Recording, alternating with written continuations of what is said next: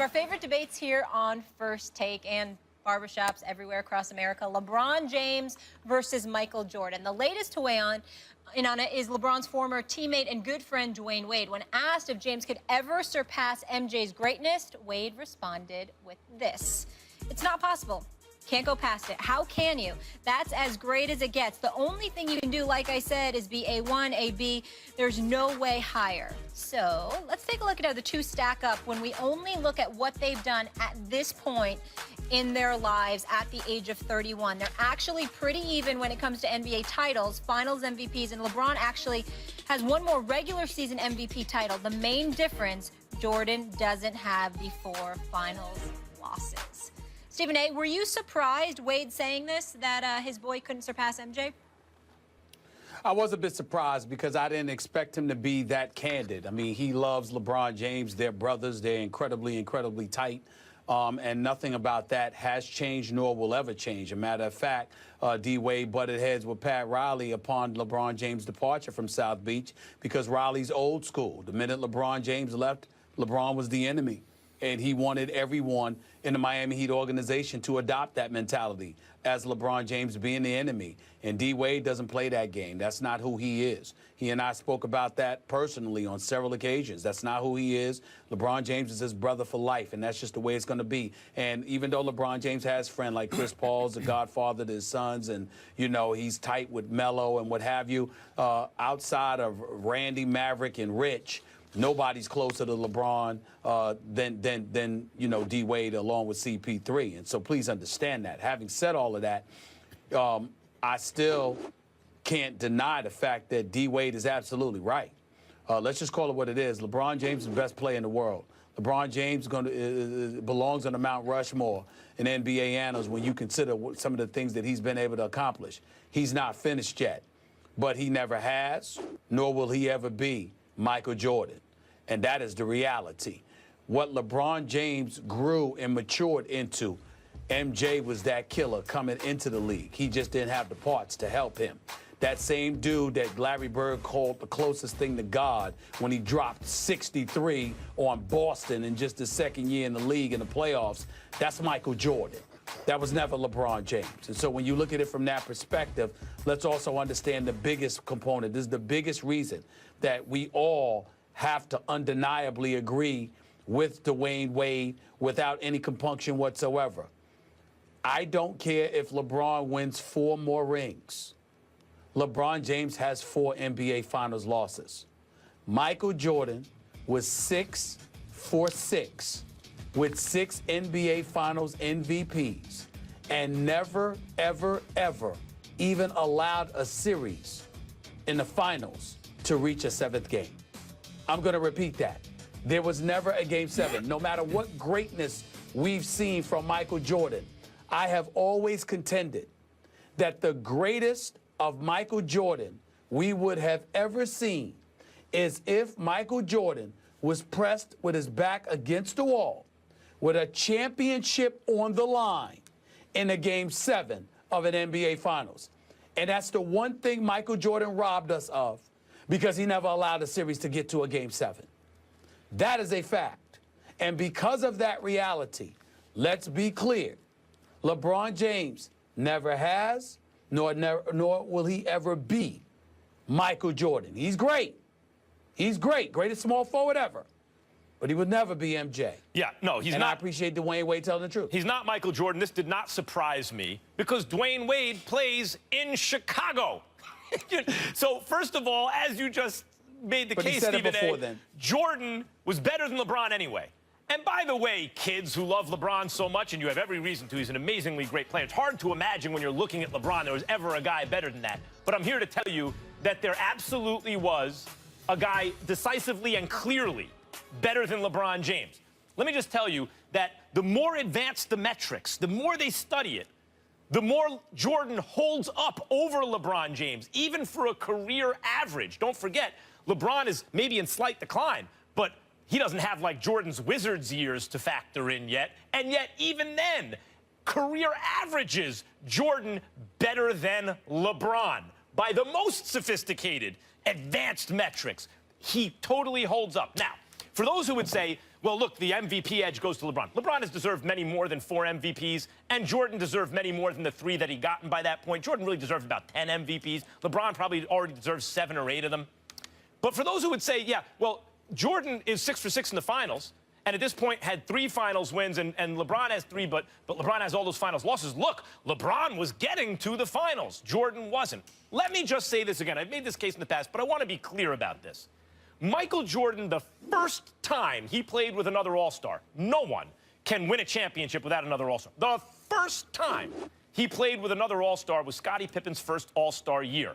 They took the defending champion Pistons 7 games that year and lost because Pippen couldn't play in Game 7. Now, if you look at the numbers, Pippen was not yet in his prime. It was just his first All-Star appearance. The following year, Pippen entered his prime. His PER jumped to prime levels, for example. At that point, Jordan never didn't win a finals in under 7 games, as Stephen A. points out. They ended the Pistons 4 straight games the very next year. Well, Jordan didn't have to play these great teams. I hear a lot of younger people talking about this, too. Jordan had to play. Okay.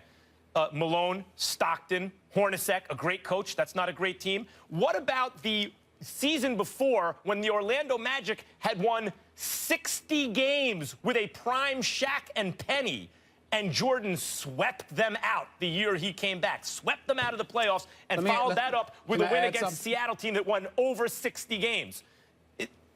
LeBron is amazing. Jordan was better. It's the way it is. Dwyane Wade is acknowledging that. Stephen A., it doesn't surprise me because of where he's playing. The other thing is, well, he said it before as well. That wasn't the first time he said that about LeBron and Jordan. That was long before he arrived in Chicago. He said that before. Number 2, well, some of these people, they point out that, you know, well, MJ went to 6 finals, but doesn't that mean he lost in earlier rounds? Stephen A.'s not getting it, blah, blah, blah. Let me tell y'all something.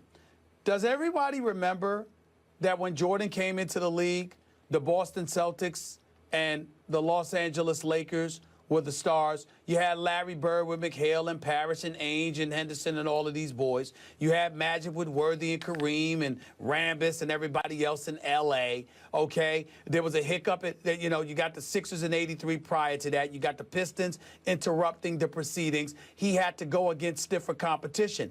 But still in all, he went to 2 consecutive NBA finals before three-peating. So, and that's fourth, like you said. It's got to conference finals. I'm sorry. You got to remember, Pippen, like you said, couldn't play that Game 7 the year before they won their first championship. Then in 1993-94, Jordan was out. That didn't count. 95, he came back with 17 games left in the regular season and had lost to Shaq and them in Orlando because he had only been back for 17 games and then three-peated. So legitimately, if Jordan hadn't left the game of basketball, Jordan would have gone to and possibly won 8 straight NBA championships in an era where you couldn't get called for a foul for passing gas. You know what you pointed out? Excuse me. You know, and this is the upshot. LeBron sometimes is screwed up, doesn't win the championship. Michael Jordan was the one guy in NBA history. Give him a shot. Just put anything around him. Give him one other All-Star, and he never doesn't win the championship. One other All-Star, and he never doesn't win the championship. Let's leave it there, gentlemen. Coming up next, Ryan Fitzpatrick with 9 interceptions in 2 games. Is his job on the line this weekend against the Steelers? Mark Schlereth will join us for that combo. Jets fans cannot be happy with the performance of Ryan Fitzpatrick this season. He's already thrown 10 interceptions, 9 in just the last 2 games, resulting in the Jets having a 1-3 record, tied for worst in the AFC East. Fitzpatrick's poor performance is leading many to question if Geno Smith, who hasn't started since 2014, should be given the job back. Hello, Mark Schlereth. Hello, how are you? How are we doing? I'm good. What do you think? Fitzy's job on the line?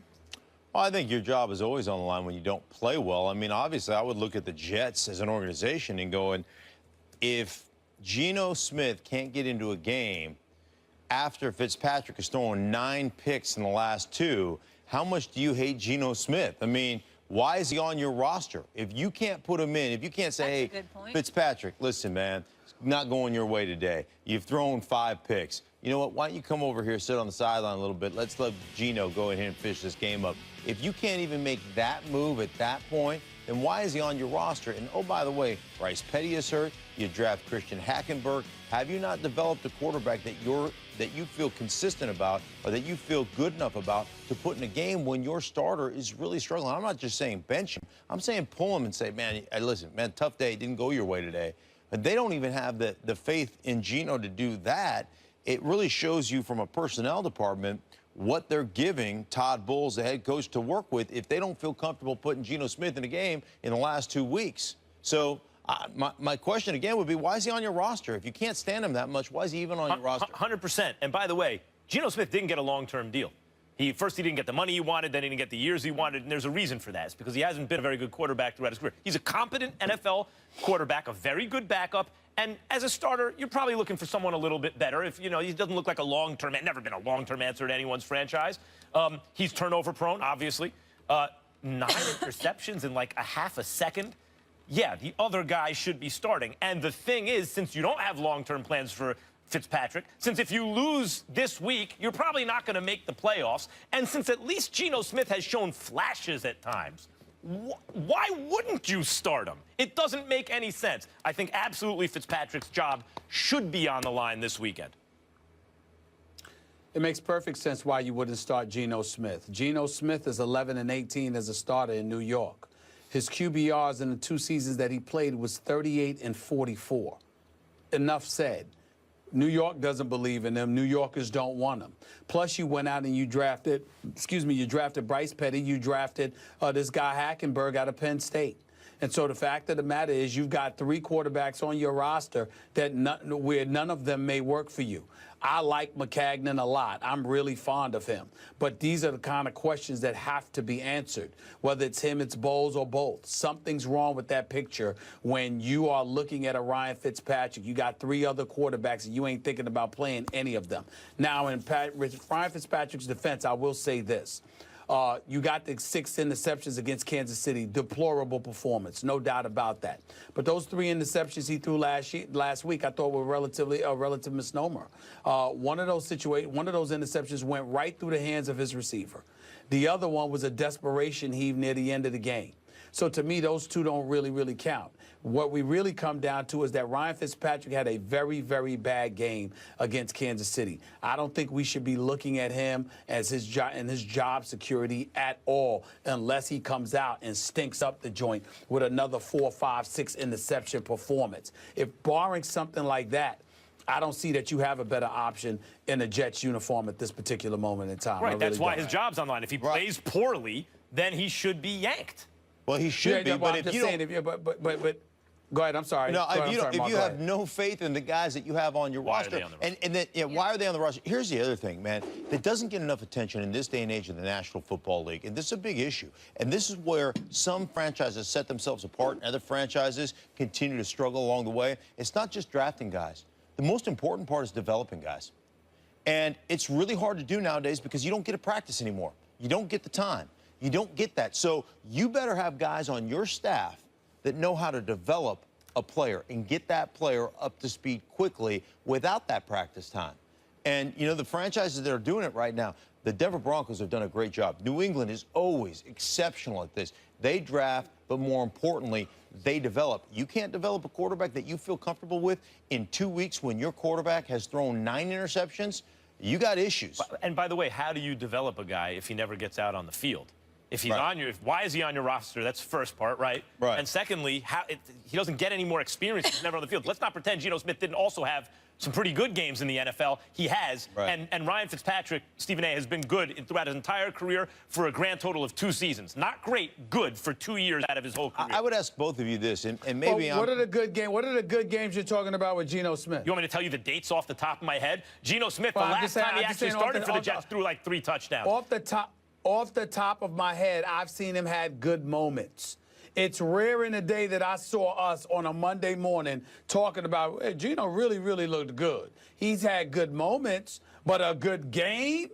Yes. Schlereth, you know better than me. You recall him having a good game? Well, listen, I'm sure that he's probably had a decent game. I would never put him in the upper echelon of anything. Here's the one thing that would bother me, and it's bothered me, and you two would know better than I, because you probably heard more than I.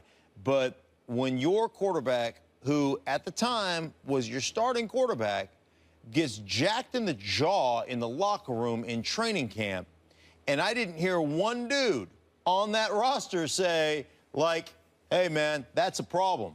Like, when I didn't hear one guy come to his defense, that says to me, you got a guy in your locker room that people don't respect. And those guys, you can't give an opportunity to start if nobody respects the guy. And I don't know, maybe they did come to his defense, but I didn't hear one guy basically complain about that. One thing he is in the upper echelon of, Mark, is Jets quarterbacks. He's in the upper echelon of Jets quarterbacks. Geno Smith. That pretty much says it all right there. All right, Jets I don't think so. at Heinz Field this weekend. Hey, at least they're in New York. Mark, you're sticking around.